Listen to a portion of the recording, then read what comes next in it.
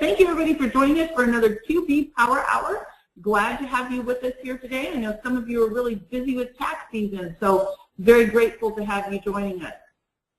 Do you all see Hector's screen? Because I am not seeing it right now, and maybe it's just me. Are you all seeing it? Yes, they say they can see it. Very good. Okay, I can't see it, so I'm just going to go ahead. Somebody says I am on the speaker. Yeah, my sound is not very good today, and I apologize for that. Hopefully we'll do a little bit better on that. But my name is Michelle Long. I'm glad to have you guys joining us for today. I am a CPA, author of several different books. You can check those out. I'd encourage you to join the LinkedIn group as well as the Facebook group that we have for QB Power Hour. You can see the link there. If you just go to Facebook and look for QB Power Hour, we'd love to have you join us in there. Hector, would you like to go ahead and introduce yourself quick? Sure. I work and live in Miami, Florida. I teach QuickBooks pretty much every weekend in a classroom that we have down here. I have a master's in finance and taxation. I'm a member of an Intuit Trainer Writer Network, and teaching and talking about QuickBooks, it's one of my favorite things in the world, other than talking about my kids. Great. All right. Thank you, Hector. So a little bit today, what we're going to cover, our agenda, we're going to tell you a little bit about QB Power Hour, just briefly, the CPE process. We've got a couple of announcements and updates. We're going to talk about, I'm going to talk about barter transactions quickly, and then Hector's going to talk about some advanced topics in online banking and importing transactions from PayPal. So we have another full hour for you again today.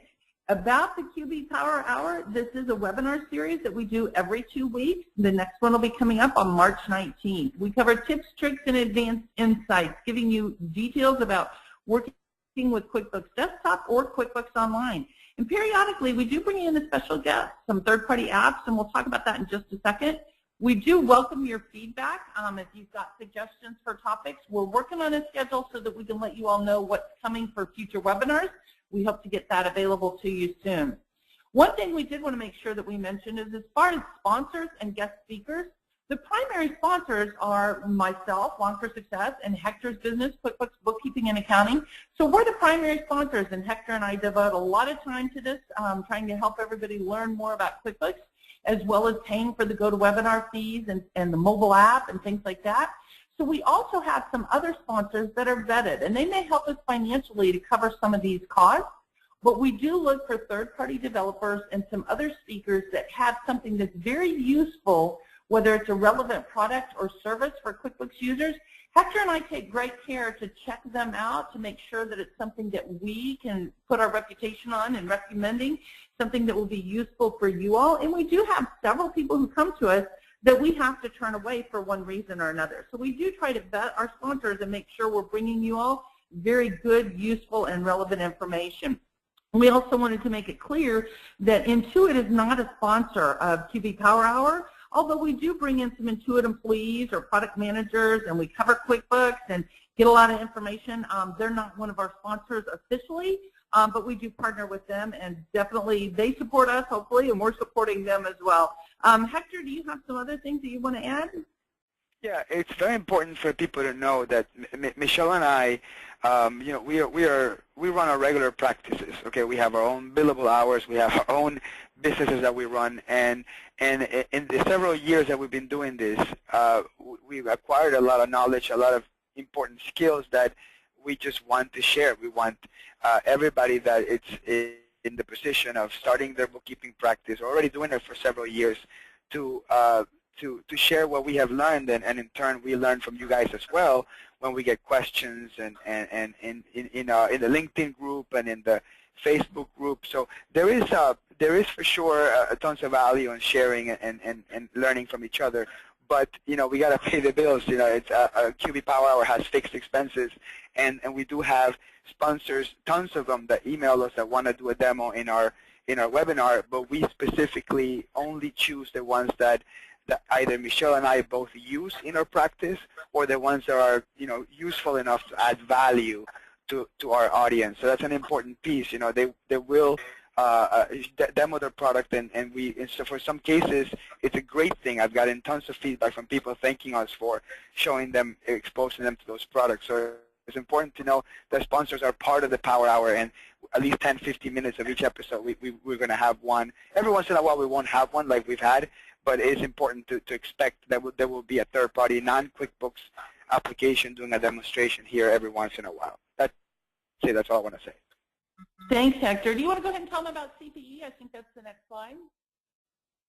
Okay, so for whoever attended on the very last Power Hour, which is 2 weeks ago, we have not sent those CPE certificates yet, so it's tax season for me too, and I haven't had the chance to put them together. It's kind of a manual process. So hopefully this week, next week some point, I will send both the CPE certificate from last week and the certificate from today, or the one from 2 weeks ago and the one from today.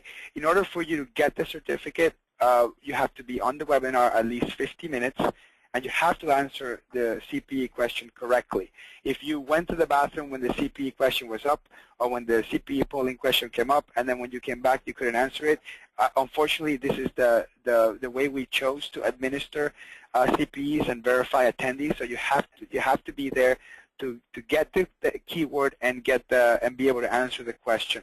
It usually takes about 2 to 3 weeks, so we're still within time from 2 weeks ago, but I promise you that this week or the next I will send out both the one from 2 weeks ago and the one from this week. Michelle? Very good. Thank you, Hector. Okay, next we wanted to let you know about a few upcoming events that we have. I'd like to invite you to join Sandy Smith Leyva and I for the award-winning Ultimate Accounting VCon. It's a virtual conference that you can attend from your home, just like you're attending this webinar today. Also, Hector and I would love to have you join us at QuickBooks Connect. That's in San Jose, California in November. It promises to be another great event this year. If there's any way you can make it, I really encourage you to join us for that. A couple of quick announcements when it comes to talking about the updated QuickBooks Online Advanced Certification. Yes, you heard me right. QBO has an advanced certification. Last time we had our QB Power Hour, I mentioned that it would be available soon, and it's out there now. And there are people who are passing it already. The updates include partial credit. So now most of the questions allow you to get partial credit where there's multiple parts for that question. If you get one part, you'll get partial credit for that, so you won't miss the whole question. The questions were revised and clarified. We went through them with painstaking detail on every word and every sentence to help make sure that it was clear and easy to understand. We had a lot of people test it and go through it and pilot test pro-advisors who were new pro-advisors as well as experienced pro-advisors. So it is available now, and we have had people reporting that they passed it. I actually know one person, I'm not sure if he's on right now, he stayed up all night. The exam was released, I think it was like on a Wednesday, and by Thursday morning he posted out there that he had passed it. And sure enough, he said he pulled an all-nighter to pass it. Some tips are to take your time. It is an advanced exam. There may be some parts where it's going to take you 5 hours for one module or 6 hours.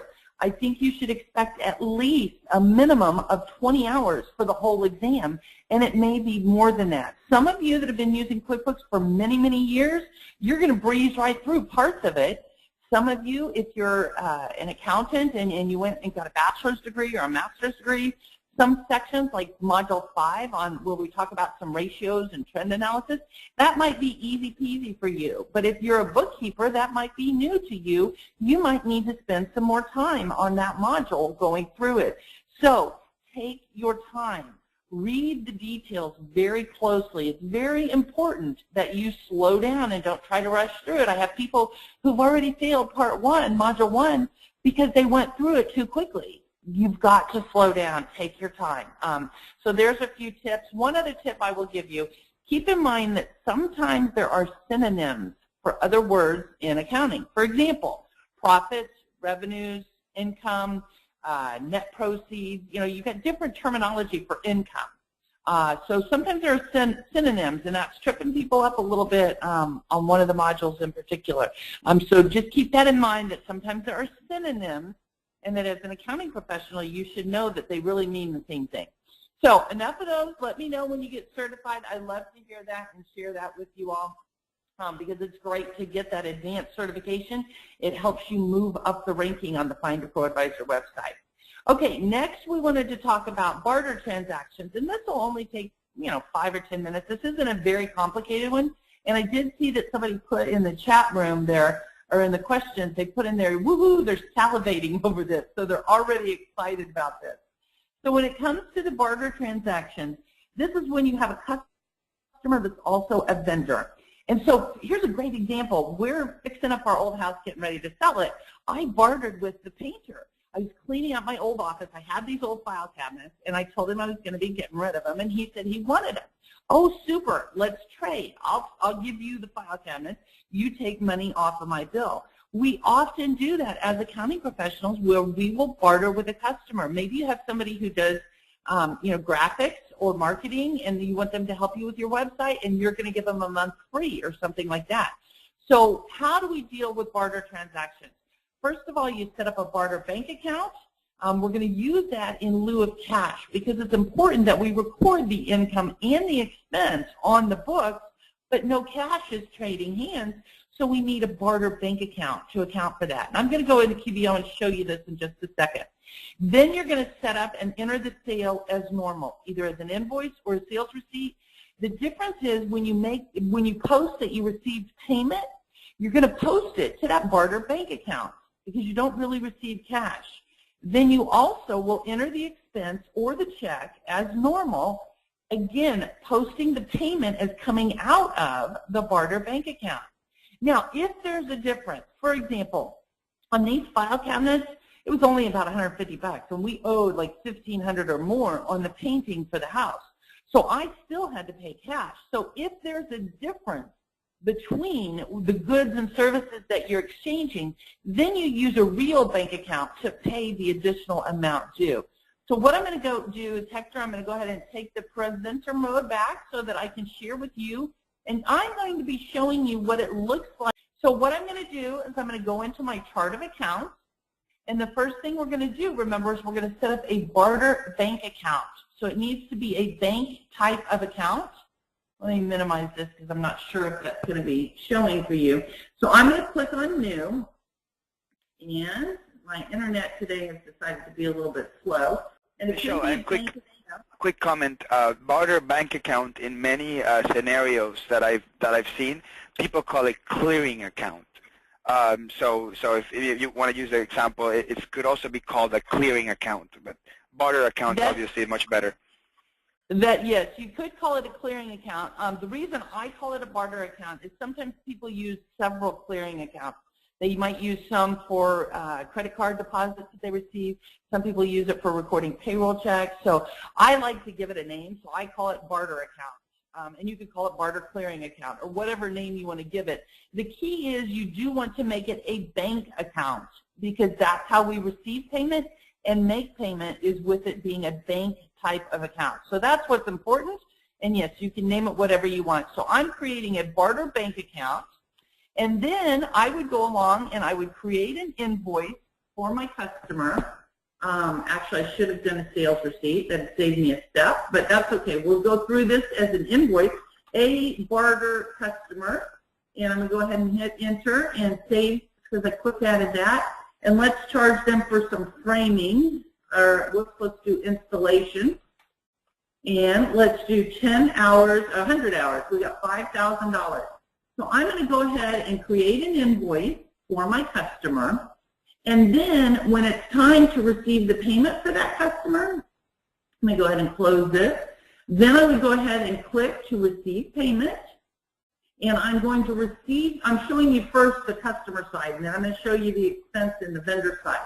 So on a barter customer, I could have done a sales receipt, but I did it as an invoice and then receive payment. I could have done it as a sales receipt. The key is the deposit to the barter bank account, because remember, we're not actually receiving money. So I'm going to go into the barter bank account, and I'm going to go ahead and check this invoice to pay that one off. So I'm going to go ahead and save and close this one. And then when it's time to record that expense, we're going to record it as normal. If you normally enter bills, you could do that. And when you pay the bill, you would want to pay it out of the barter bank account. You could write a check if you wanted to do that. I'm going to go ahead and enter an expense, which is something we can do in QuickBooks Online. So however you want to enter that, it's important that, remember, we've got to get the income and the expense. So here, I'm going to have a barter vendor, because remember, we can't have the same name on both lists. So you might have, a customer like Hector-C for customer or Hector-V for vendor. So let's say I got some advertising expense here. I want to record that expense, $5,000. Again, the key is to record which account it's coming out of. It's coming out of the Barter bank account up here. Now I'm going to go ahead and save and close that, and then I'm going to open the chart of accounts and we'll go show you that register. And you can see on the Barter bank account how it comes in, it comes and goes back out.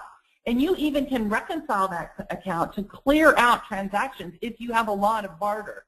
So you'll see here's the received payment where I had the $5,000 from the customer and the $5,000 where I paid the vendor, if you will. That allows me to record both the income and the expense. Now, if there was a difference, then you would need to go ahead and use a real bank account to either receive the additional amount or pay the additional amount.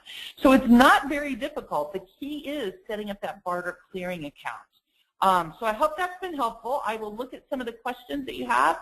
Or Hector, is there anything that we need to talk about, or can I just answer them in the chat window? Well, there's a couple questions here. So somebody says, what would happen if the barter account in the chart of accounts doesn't equal to 0?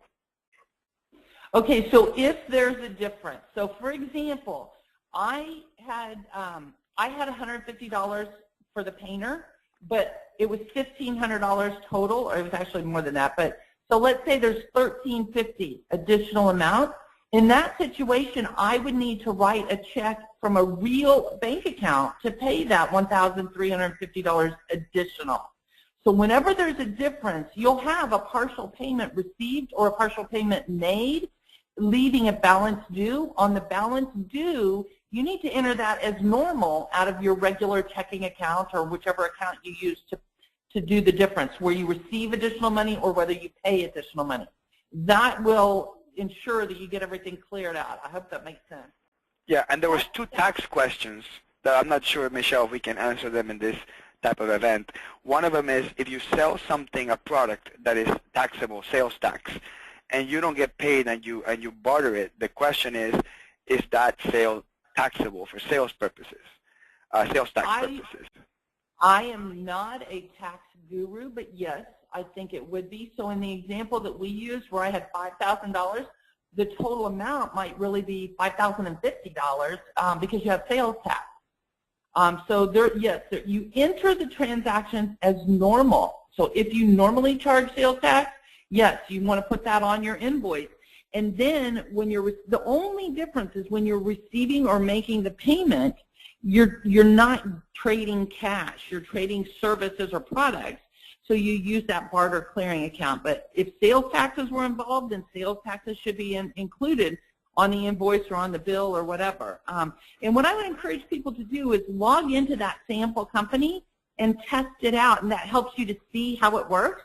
And just remember, the only difference is you use the barter clearing account for the fact that you're not exchanging cash with each other. Sometimes there will be cash involved in the transactions. Then you use your regular checking account whenever there's a difference and the services and products don't equal out.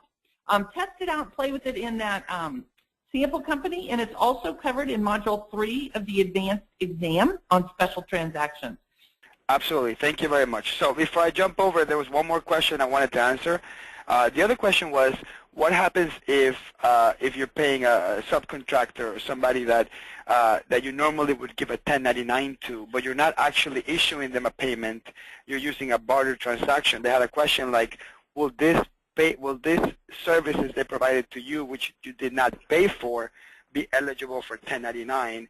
And again, it's hard to give without knowing all the circumstances to give specific tax advice, but I would say it would fall into the exact same category. If they provide a service to you, whether you pay them in cash or bananas, I think either or it's going to be something that's subject to 1099.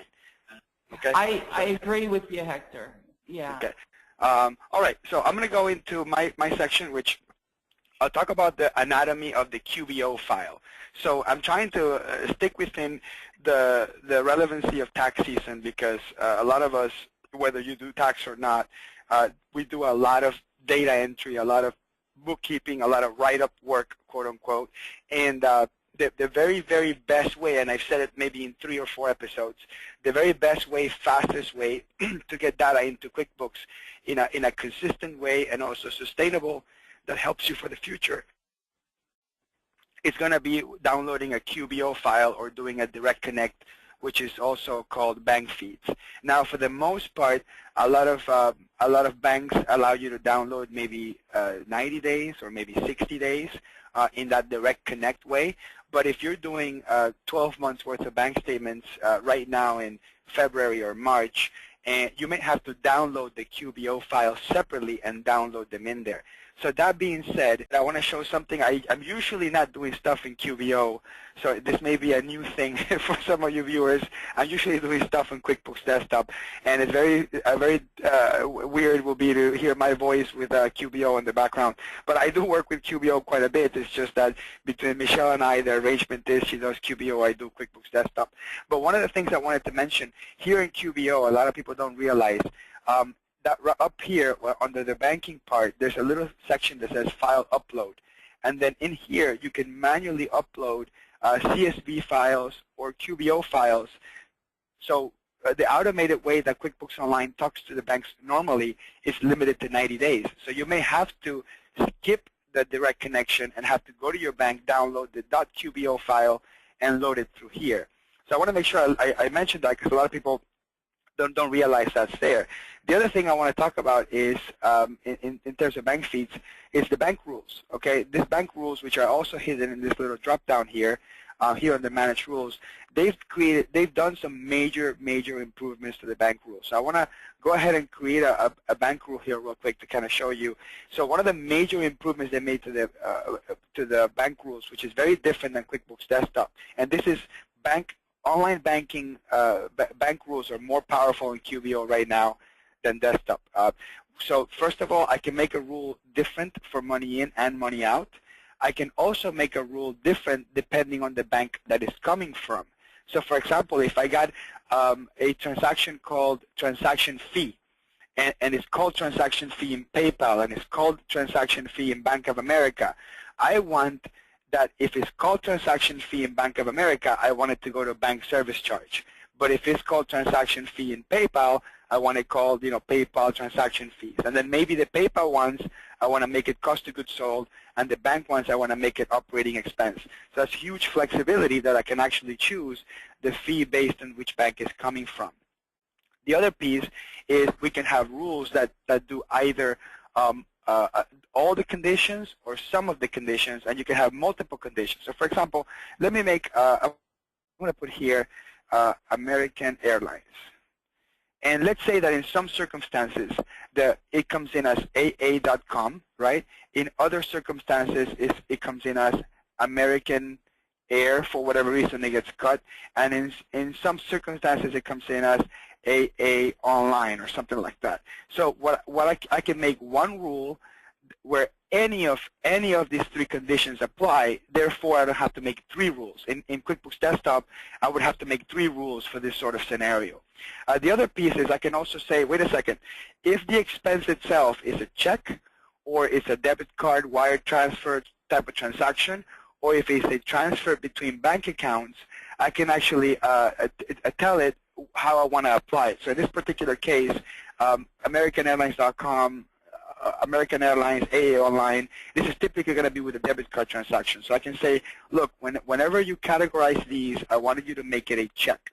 And the payee in this case, I would just create my American Airlines vendor, and I would put here travel. Now, also one of the real neat things about this, and this is actually not so new, is the split. This actually came out last year, but I can actually split these and split them 50-50 into 2 categories. So if I wanted to, for example, automate all my travel expense to 50%, then I would just put here 50%. In this case, I will do 50% travel and then 50% personal or shareholder distribution or something like that.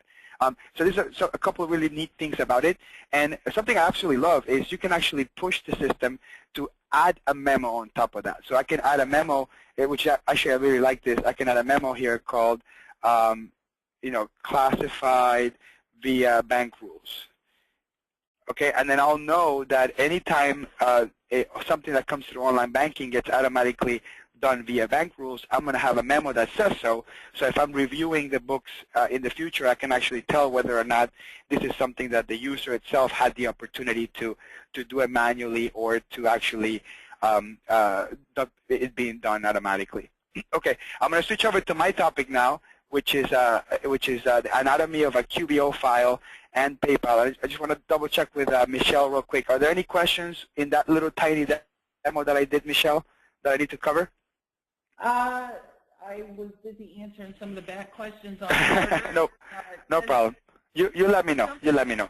Okay. So the other thing I'd like to show you is I'm just going to kind of show you here. I downloaded some .qbo files. Okay. I downloaded them from my bank, and what I want to show you is I think it's important for us. There's some sort of black magic that happens when we download a QBO file and it goes into bank feeds. I think it's important for some of us to know what exactly is in that QBO file. So what I like to do is I like to open the QBO file in Excel, and I kind of want to show you what's in there. I think some people are fascinated by looking at the insides of a QBO file.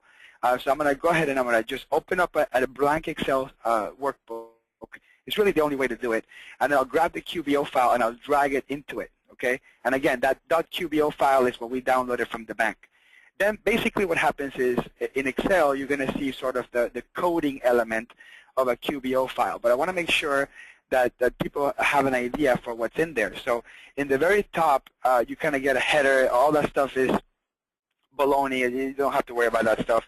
But then down here somewhere, your actual routing number and your bank account number will show up. And then on every single one of these lines, we're actually going to see what it looks like. And it doesn't look like a lot right now. It looks like it's very confusing.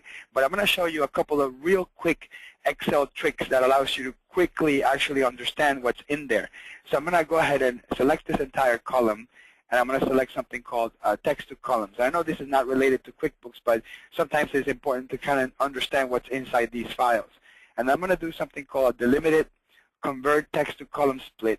And I'm going to say every time there is a closed bracket, split it into two columns. And this basically what this will do now is this will actually separate the two into the actual transaction, the data content, and the original code.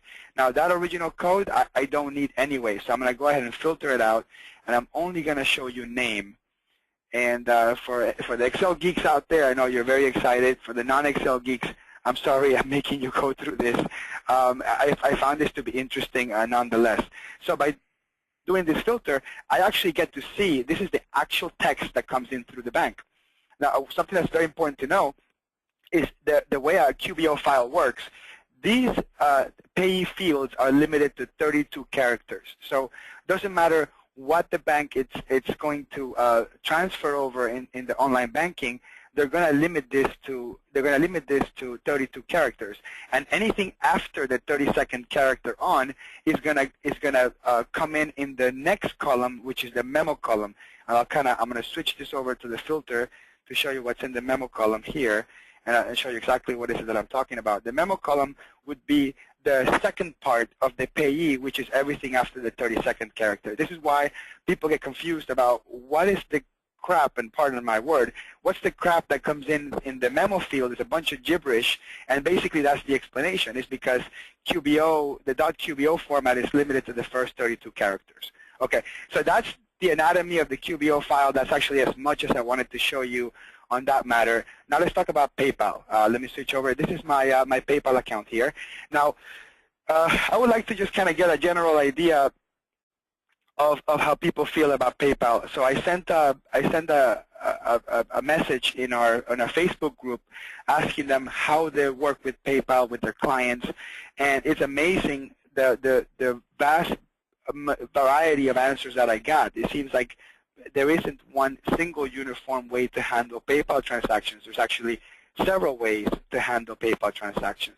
So a PayPal bank is a bank just like any other regular bank, and it needs to be reconciled. So in QuickBooks, we've got to find a way to get this data into QuickBooks. So I'm going to go into the download history and show you what are the options that PayPal actually gives you. So PayPal gives you a couple of options here. One is going to be comma delimited or tab delimited, which, for all sense and purposes is going to be the same thing because Excel can open both. And it'll give you something called all activity, completed payments, and balance affecting payments. Now, the problem with all activity is you're going to get stuff like pending transaction or authorization or payment request. You're not going to get actual posting transactions. The problem with completed payments is you will get them. You will get completed payments as of the date that they were generated, but you're not going to get them as of the date that they affected the balance. So because we need to reconcile at the end of the day, what we need to choose is this option here called balance affecting payments. So when I click on balance affecting payments, and I'll just choose a time period here, I'm going to choose November, for example. And I want to kind of show you what this looks like in Excel and see what can we do to bring this into QuickBooks. Again, we've been talking about how to download it and a little bit of Excel stuff. And I know a lot of you are anxious to say, well, wait a second, Hector, I need to see how this is going to come into QuickBooks. That's all I care about. I'm a QuickBooks person. So I wanted to show you because it's important to know what is it that's available to you. So when I do the download, I get to see basically a spreadsheet that gives me transaction date. It gives me payee name. At this point, if you don't need to reconcile this with any existing transactions in QuickBooks, so for example, if none of these money coming in actually has an invoice associated with it, then I can just import these in the very easiest, fastest way, which is going to be doing it via batch enter transactions. So I'm not going to do a whole example of that because I've done at least 3 episodes on this. But in a nutshell, I would come into batch enter transactions. Let me just create here a bank account called PayPal. And I would just come into Excel here. I would clean it up in Excel a little bit and then copy and paste it. Okay, so we have other episodes that talk about that, and I have videos on YouTube that talk about that, so I'm not going to do that example right now, but that could be one circumstance. Now, the important thing to keep in mind is that circumstance only works if the data that's on PayPal does not need to be reconciled with information that's in QuickBooks right now. So let me show you an example of what I mean by that. So I'm going to go back here to my, whoops, should have hit refresh. So I'm going to go back into the information that came from my PayPal here real quick. So for example, I had this incoming money from Amy for $249. So if I wanted to match this with something that's already in QuickBooks, so for example, I'll have an invoice already, and I'll just create it here real quick. Let's say I have an invoice for Amy. And the invoice is for the same, right, the $249. So let me just create a service here real quick. And this is a brand new QuickBooks file, so there was really nothing in there. So that was, let me just double check that. That was $249.95, $249.95, and there's my invoice, and I'll hit save and close. The problem is that because I have an open invoice, if I go ahead and use batch enter transactions, it's going to duplicate my income. So the very best way to bring this on is bring it via online banking. That's really my preferred choice of doing it, is bringing it online banking. The problem is, and I don't know why PayPal doesn't get their stuff together, is there's no way to download a .qbo file. It's not even part of the options. There's no way to download a .qbo file into QuickBooks. You can only do Excel. And then at that point, you would have to convert Excel to QBO, which you would need a third-party tool to do that. Or you can download Quicken, which is actually my favorite choice, because there is a tool that converts from Quicken into QuickBooks. So that being said, I'm going to go ahead and show you the third-party tool that I'm talking about, which I've already demoed in the past, which is called 2QBO Convert Pro. So I'm going to go to the website real quick here to kind of show you where you can find out more about it. But I want to demonstrate this tool, and they are sponsors of the show. The developer has become a friend of mine because I have talked to him about what we need as accountants, and one of the things that we talked about is PayPal. PayPal seems to be one of those really painful things to work with in QuickBooks. So what I asked them personally is, can we convert what PayPal gives us, which is right now a Quicken file, QIF file, which QuickBooks cannot open. Can we convert a Quicken file into .qbo format so we can import it into QuickBooks? And we literally spent the last couple of weeks working through and beta testing until we actually got it to work. So I'm actually extremely excited beyond belief to kind of show you the end result of work from both of our parts. So I'm going to show you kind of how this works. So I'm going to download the QIF file, and I'll just click here on Download History, and basically a file with a .qif extension downloads. And then I run this program. Let's go down here for a second. I run this program called QBO Convert Pro, and I'm going to go ahead and go to Convert, and I'm going to select my downloaded PayPal, and I'm going to go to Convert to QBO. And basically, it's literally one button you press, and it creates a QBO downloadable file. But what we did, which is basically we were trying to find out what is the best way to bring this information in there, what we did is we added an option here called Separate Splits. So basically, instead of, and I'm going to go back into PayPal again, and this is for anybody that has dealt with PayPal in the past and knows exactly what the deal with this is if you download the PayPal transaction net of the fee, so for example, if it downloads as $240, I have to manually, every time I download it, I have to manually enter the fee as a negative amount. So what we experimented with, what if we split the fee as a separate transaction, allowing us to, in terms, just get the gross amount and then the fee being marked separate. So let me do that actual example here, and I think when I downloaded the file, I didn't choose December. So I'm gonna show the actual example here. So I'm gonna put 12/01/2014 through 12/31/2014. And by the way, this is my real PayPal account. This is not like a test PayPal account or something. I'm doing this live with real information, real transactions and everything. I hope that, I'm not sure who Amy Nichols is, but I hope she doesn't get mad that I'm using her name. Okay, anyway, so I'm going to open up my QBO Convert Pro, and then the banks, I have to choose which bank I'm downloading. PayPal is not a downloadable bank, so PayPal will not be in here. So basically what I do is look for something that kind of looks like PayPal, and this one called Payne County. I have no clue where Payne County is or what Payne County Bank is. I'm going to make the assumption that nobody in this webinar knows what Payne County Bank is, and you're probably not going to be needed. And if I'm wrong, I apologize. Account number, I'll just put account number 1. I really don't need to put multiple account numbers unless I'm dealing with multiple PayPal accounts. At that point, I would have to name one account 1 and one account 2 and so forth. So I'm going to click here on Convert again. I'm going to go into my desktop here. I'm going to choose that file called the download QuiF, and I'm going to go to Convert to .qbo.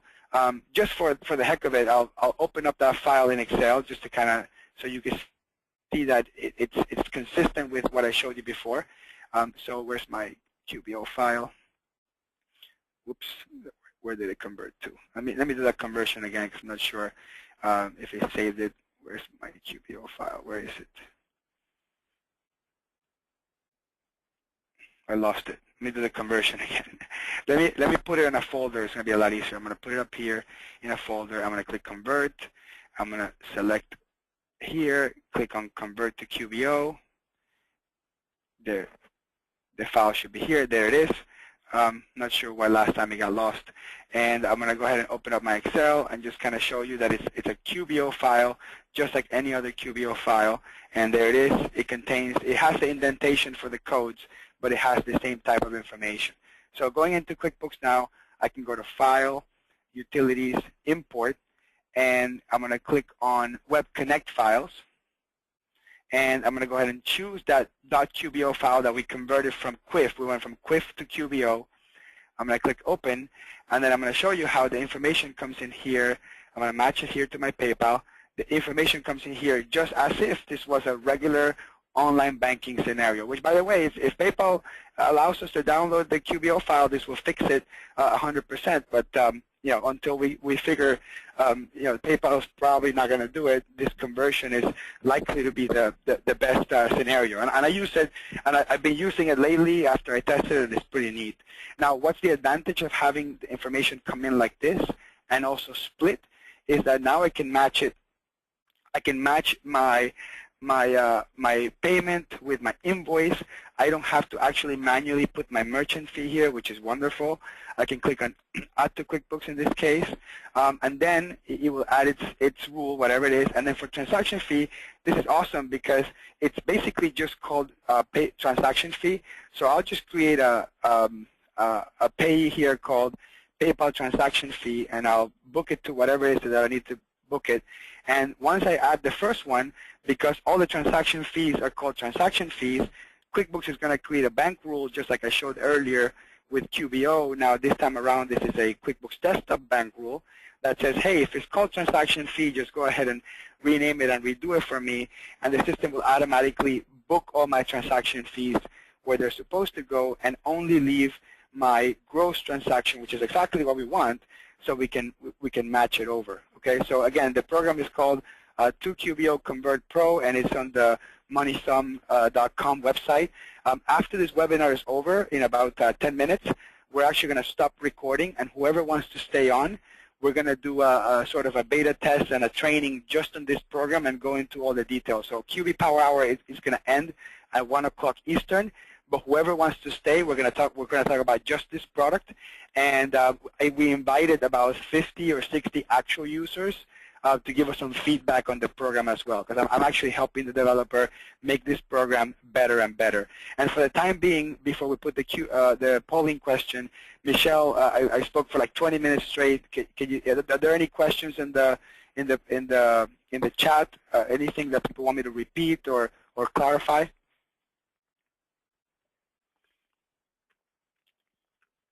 Michelle, if you're muted, you want to check?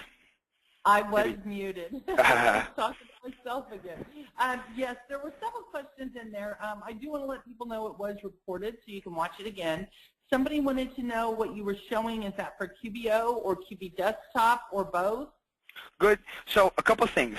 Let's not confuse things. So the term QBO, it's an acronym that we use for QuickBooks Online. However, before QuickBooks Online really was something that was on top of our tongue, QuickBooks uses a technology called OFX, which was rebranded as QBO.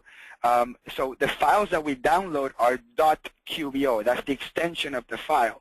.qbo files can be uploaded into QuickBooks Desktop by going into File, Utilities, Import Web Connect files, or they can also be imported into QuickBooks Online by using that file upload example that I chose, that I gave right at the very beginning. The software program that does the conversion, it's a software program that sits on your computer. It works on a Mac, it works on a PC, and basically the program just does the conversion before you do the upload. So to answer your question, it works in both platforms, desktop and online. Are there more questions, Michelle? Yes. So what about the PayPal feed where you can set up PayPal as a bank and download those transactions?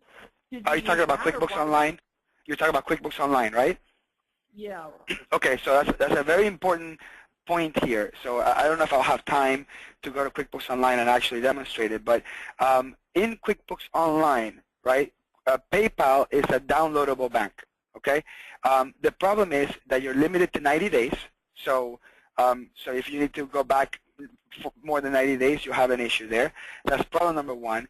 And the problem number two is that the information comes in net of the fee. So net of the fee means that if in QuickBooks I have an invoice, let me go back to the invoice here. If I have an invoice for $249, it's not going to match because the net of the fee is going to be 230 something in change. And you have to manually add the transaction fee in order to match them together. So that's the challenge you have even with QuickBooks Online, that you can download PayPal, but it comes in net of the fee. So you would have to net the fee out in order to match your invoices or your payments with your bank every single time manually. Is that clear, Michelle? It is. It's a pain in the butt. What other questions? We had another one here. Brent said something about how that he's got a client with 5,000 in PayPal transactions per month, inevitably breaks a day or more where the bank feed doesn't download, so he had to turn it off and do it manually. Okay, I think that was more of a comment. Sorry about that. Yeah, what I would recommend to that person is, because PayPal is not QuickBooks friendly. I'm going to say that with the utmost responsibility, because PayPal just never really looked into working with QuickBooks tightly, and it does break and that sort of thing. So for people dealing with a large number of transactions, my personal recommendation is download your PayPal into Excel first. Don't use the direct connections. Download them into Excel. Allows you to double check your credits, double check your debits, allows you to clean it if you need to, and then import it using batch enter, if you have QuickBooks Online Accountant, or if you have QuickBooks Accountant, and if you have QuickBooks Online, use a tool like this. QBO Convert Pro can take data from Excel and convert it into QuickBooks. This can do PDF to QuickBooks. It can do Excel to QuickBooks. Let me show you the PDF function, because the PDF function is pretty incredible. It's probably what makes this software particularly strong. So there was a couple of other questions then. Can the same program be used for Square and Stripe transactions? So Square and Stripe download the information via IIF, and IIF is not what we do.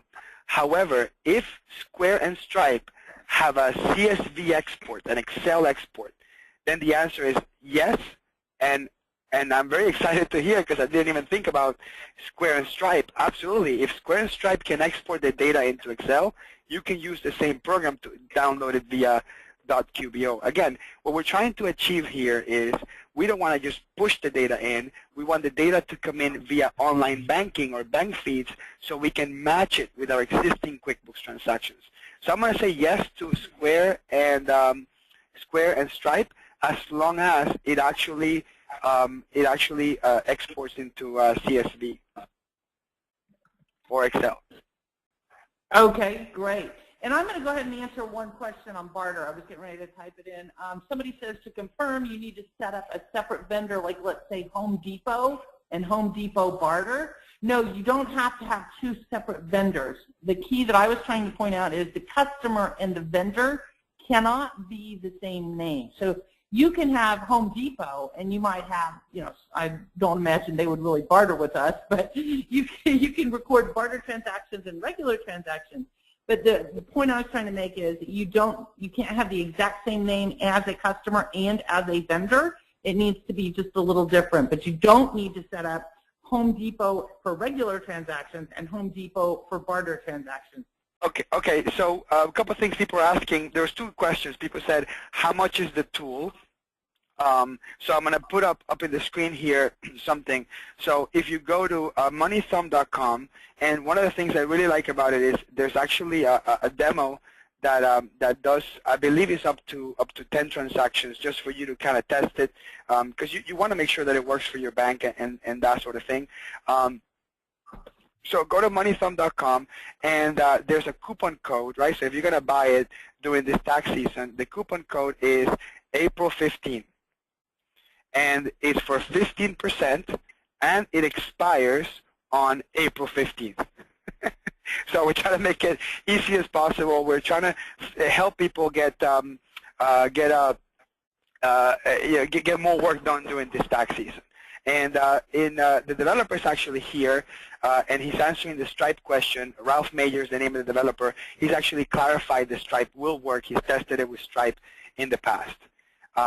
Okay, the new converter, somebody's asking me when would the new converter be done, which is the one that can do the PayPal transactions, and the answer is now. We actually finished testing it about 2 days ago, and so the most current version is up, and it works. And then people are asking about the price. Just going to the website, there's all sorts of tools. There's tools that just do PDF to QBO. There's tools that just do CSV to QBO. The tool that I recommend is the 2QBO Convert Pro, which is $150, $149, and make sure you use the coupon code so you save a couple of bucks there. This tool is $149. I recommend it because it's an all-in-one tool. It can do, let me put it here, $149. I know it's a little bit informal here. So go to moneysound.com. It's called 2QBO Convert Pro. There's several tools. The one I recommend is $149 minus the 15% is whatever, $120, whatever it comes out to. And it can do CSV to QBO. It can do PDF to QBO. It can do QUIF to QBO. It can do a lot of things. And we're actually I'm helping Ralph, the developer, make it even do more. So we're trying to figure out what that more looks like. Anyway, so it's top of the hour now. We're going to go ahead and officially end the webinar. If you need to go, go ahead and go. If you want to stay, we're going to stop recording now.